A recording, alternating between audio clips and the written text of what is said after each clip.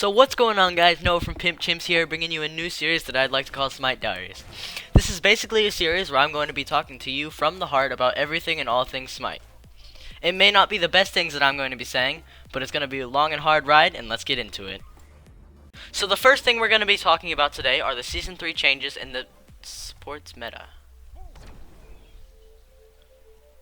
I don't really know what else to say about that, other than it's stupid. You have to build attack speed now, mostly haste fatalis.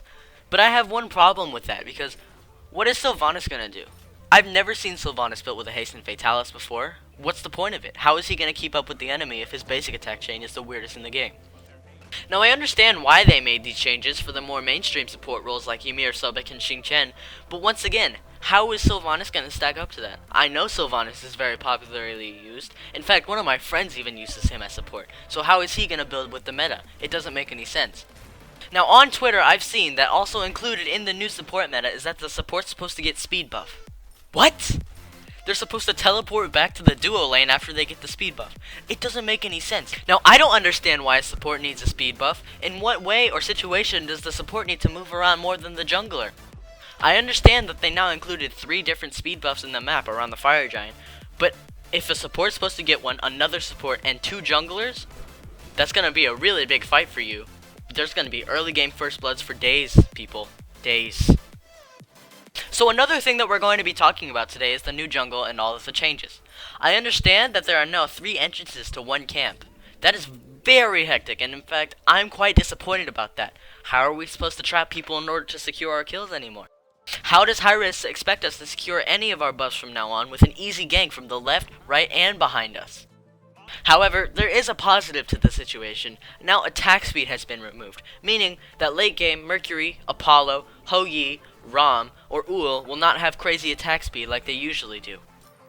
I am actually very happy about the experience camps being moved up. Although your ADC can now take every single experience camp spawn, you now have them more accessible for more gank. The hard part about the experience camps being moved up is I now have no reason to get mad at my ADC or the support for stealing my experience camps because they're right there. I mean, in theory, it should be the ADCs, but how is the jungler going to get their XP? So a third topic we'll be talking about today is Amaterasu and her Hope nerf. Everybody hates her, and I know people love her, but when I say hate her, I mean everyone knows that she is the most overpowered warrior in the game aside from Bellona. Now when I say most overpowered warrior in the game, I mean that Hi-Rez released her quite unbalanced. Much like Xingqian, she is very broken right now. Her dash, you can barely see her. Her heal, too substantial. Her buffs are insane, and her passive destroys you. I mean, come on, has anyone not been killed by an Amaterasu in a game? It's just not possible. I mean, she will destroy you early, mid, and late game. I mean, at least with other warriors like Ravon, Chalk, and Tyr, you have a little bit of leeway in the early game. Mid-game, sure, they might kill you because of their tank, but Amaterasu, you can't do anything against her because of her heal. Now, the third topic we'll be talking about in this video is the new Joust map and its changes.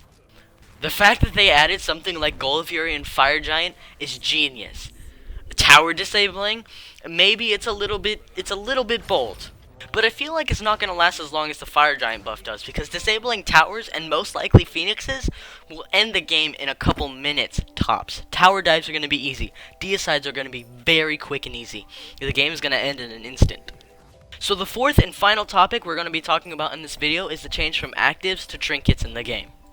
I mean, now, there's no reason to forget beads. There's no reason to forget Blink as Tyr, Ymir. There's no reason to forget anything. You get a free one at the beginning of the game and a free one at level 12. But that does bring some pretty hefty downsides. The cooldowns on these items are in between the tier 2 and tier 3 item of actives. Beads 3, 90-second cooldown. Ares ults can be around 60. That means Ares is going to be able to pull you much more, making him very useful in Conquest now, in any game mode really.